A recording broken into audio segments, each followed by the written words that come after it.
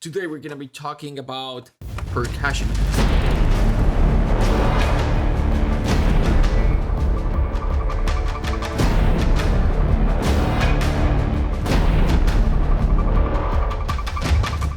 Orchestration applies also when we are composing a percussive wet. So when we've got melodic orchestral instruments, we've got an ostinato, maybe the violins are gonna be doing something like the cellos maybe are doing like ta ta ta ta ta ta ta, and the always are doing like za ta ta ta, right? So percussion is gonna be similar. But before we start actually composing, there are a series of things that I need to have control over. The first thing is width. So you see, this is fairly wide sound. It's not super wide, but it's fairly wide. With this, I can control how thin or wide this is. In Backbone, you can add an effect here, span, stereo, and then width, and just assign MIDI CC, and then I assigned one of them. And then the same thing for panning, left and right.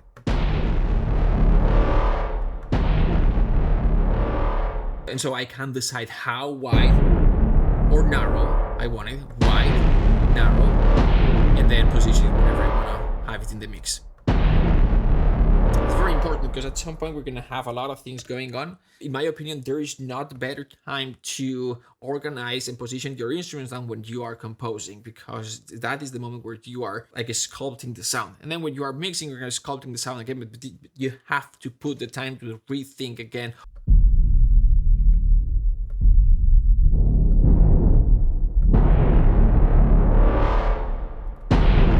And this is just a filter. Here's this guy here.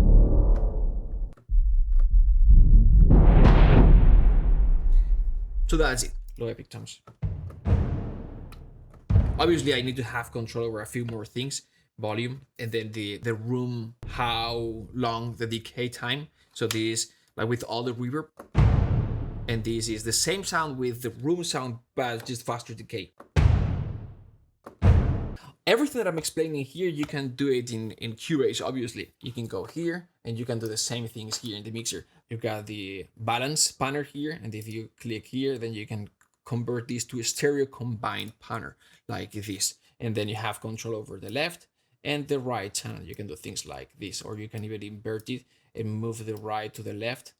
The reason why I don't do this here is because a template to me is where every source ends, kind of thing. And it's it just connects all the pieces. It doesn't really change the sound. It just receives the sound, routes it, different stems, and then exports. That's what it does. There are some libraries that record it and compiled in a way that will give you the ability to control these things. Like this one, for example, you have control over those things. I need to have control while I'm composing. It's part of my instrument. It's part of my sound. When I'm composing, this is just 50% of the sound. These other things, the other 50% of the sound, because while I'm composing, I am creating the sound, especially when we're talking percussion or hybrid, modern, more synthetic type of percussion. Now, then we're gonna start composing. And it's like, how do you come up with something like this, right?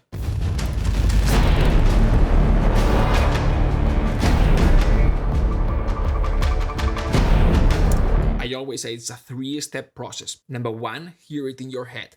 Number 2, sing it out loud. So it's a little bit more tangible. Just a matter of finding those sounds and building them to recreate what we hear in our head. But most of the times though, I can hear in my head sort of like an idea of what this is gonna end being. Sing it out loud before you do this, because recording it here is going to be a little bit more complicated. Before actually creating the sketch, when you start recording it, you are creating the sketch. This is the 3rd step.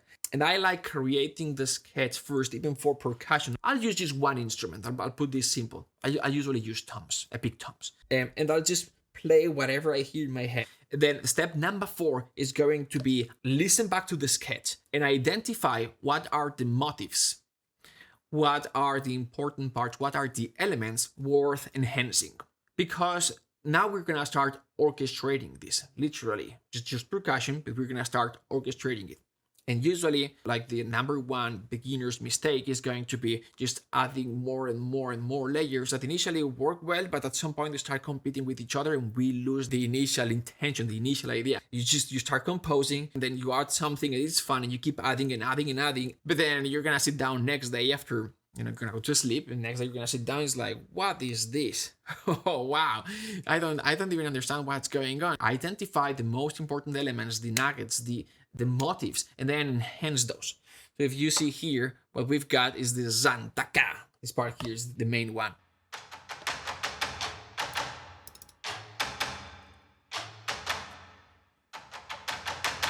So I use this one to create this sketch of this second part.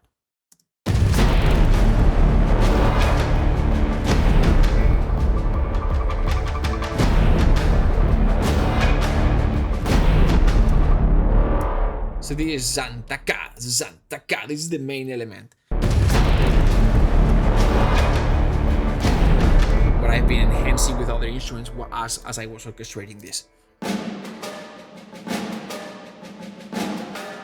Ending abruptly this first note and this first other note, which accentuate the Zantaka.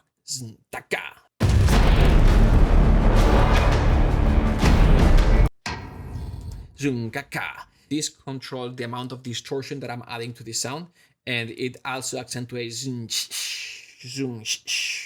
So everything that I'm doing is just to enhance that initial idea. And that is how you create something that's coherent, musically speaking. Let's talk about the different types of percussion sound and what they do and when we can use them. The blue ones are kind of like epic percussion. The green ones is just regular orchestral percussion. This is just all the more synthetic hybrid type of sounds. So first of all, low sub bumps. Let's gonna identify this sound. Hit that note. It doesn't feel like, especially if you don't have a big speaker system with a good subwoofer, etc. But it doesn't feel that loud. But it's low and it adds a lot of support in the low end. If you're using headphones like this, especially open headphones, it's gonna feel like meh type of thing, and so you're gonna bring it up. Usually it's gonna be too much. Like everything is almost like below 200 and below 50 or so. You don't hear that much in these open headphones, so we gotta be careful with those. Keep them as clean as possible. Those sounds are gonna add support that bottom end and that low end. No reverb needed. Then we can have taikos. Then sounds don't like taikos that much because it's a sound that doesn't have that much character. Taikos are these guys here.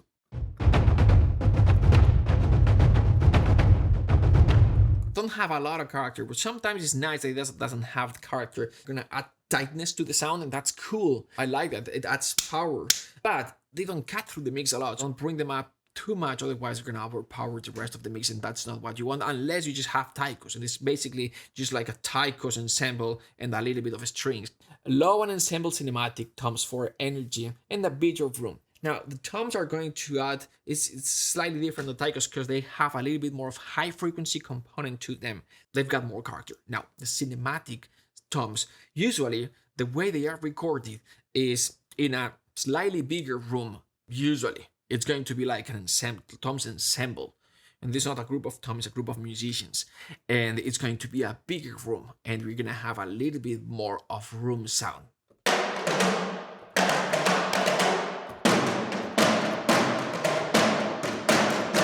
The low tones we're gonna have in here.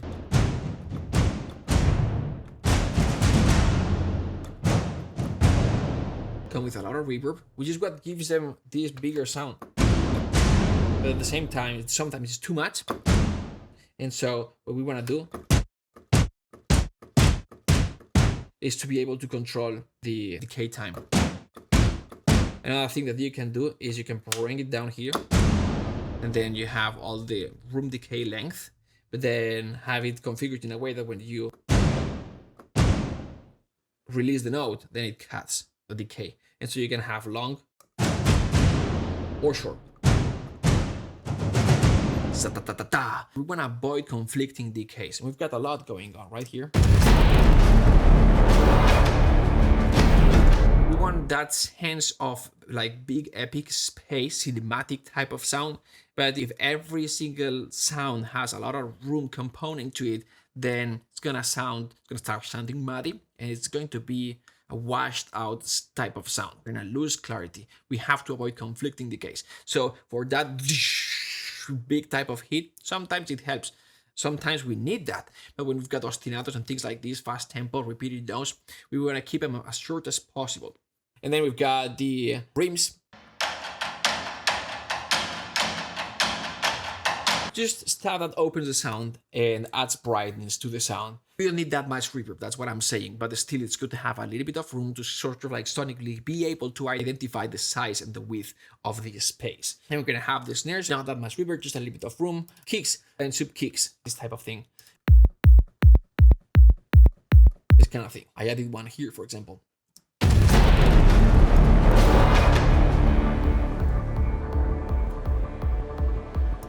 It adds that, that kick to the music that moves it forward. Kicks will sound cleaner and punches will have a little bit more of aggression. The hits something more like things like this. Things like this. We're gonna have more aggression, but also longer decay time, more problems with conflicting decays and stuff like this. And then we're gonna have those big hits. That type of sounds, big timpani hits with a lot of room component, etc. That we're gonna fill the entire room at the end of a crescendo, transitioning, things like this, connecting sections. It works with how to create those more hybrid synthetic sounds. Are there any libraries that already come with sounds like this that we can use since like out of the box sound good? Stems, for those who are new here, is just a way to organize. I've got my 300 tracks, 700 tracks, whatever it is. And then it's like, okay, cool. If I had to mix this, it's gonna take a while. So I'm just gonna route every track into a specific stem, and I'll have maybe 20, 30 stems. Right? And so when I'm done composing, if someone is gonna mix my music, then great. Someone mix my music, I'll export every single track to them. If I have to mix the music, usually I don't have that much time. So I'll just export the stems and I'll mix with the stems. What that means is I still have the flexibility. These are the orchestral stems, strings, woods, brass, etc. They end here, ARP. Half of my percussion stems are for more modern hybrid sounds. So for the non-modern hybrid sounds, for orchestral percussion or epic acoustic percussion, I'll have this. I like to have the cymbal roll separated. But then I have percussion, high percussion, mid percussion, low. Then you've got the sub bum, like to have it separated for obvious reasons. Like in the mix, having control over the lowest instrument in the percussion set. Timpani, I like to have it separated as well, so important. Effects, it's going to be something like...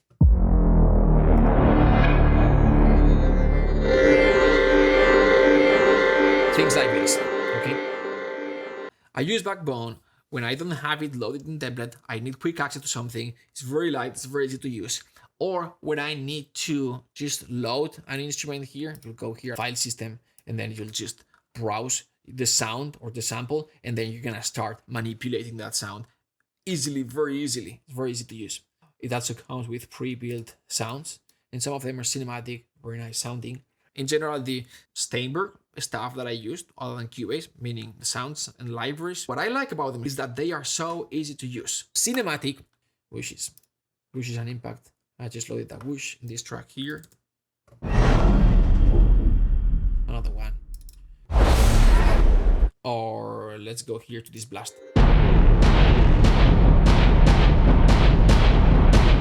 So you can do this, but you can feel like there's no round robin, there's just one sample. Let me make this super obvious. And we're gonna go for something way more simple. I think it has claps or something. Let's go for a little bit of flamenco here. There you go. Claps. There you go. But you can tell it's just one sample. So now here's way more obvious. This guy is meant for, to do things like this, to start manipulating this sound.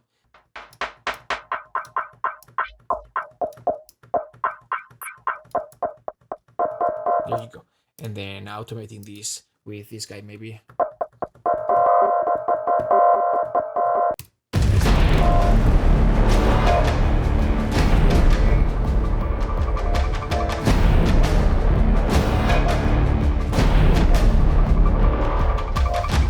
We had that clap, and now we have something that sounds a little bit more synthetic, and I just touched a couple of buttons. So we had the low, we got the stingers, electric bass, synth short, synth long, loops high, loops low, pulsing high, pulsing mid, pulsing low. And the pulsing are all these things here.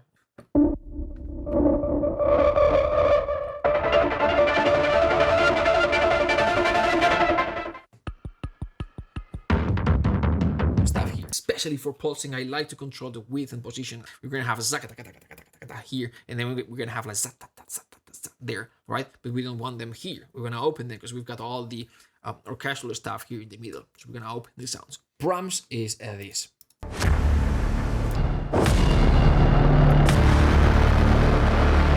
Distorted, synthesized, kind of like low brass, huge sound.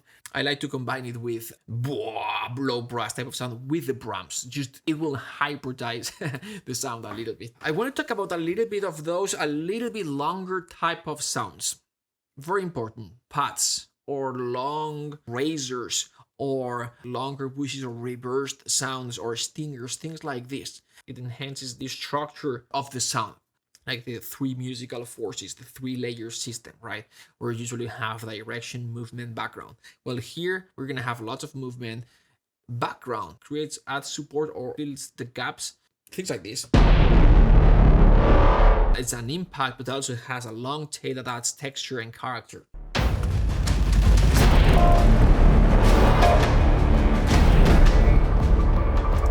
Another one here.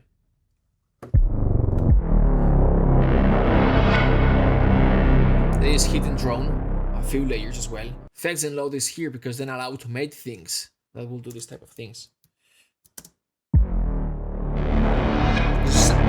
Right?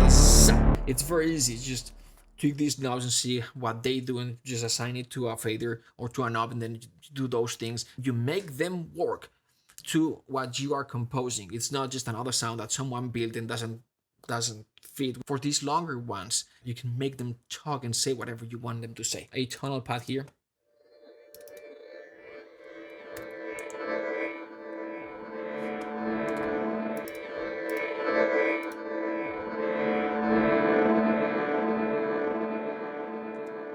Right, if you resynth this, you can do a lot of cool things. And also you can hear in the effects, at least panning in width. Another thing that you can do here is you can load layer and then you're gonna go file system, just drag your own samples, like literally, or even you can use samples from your libraries and then you can start manipulating it. So that's one thing that you can do, very easy. Click and drag, boom, boom. Then now you have an audio file that maybe it's more manageable for you. And that's it. All right, cool, rock and roll.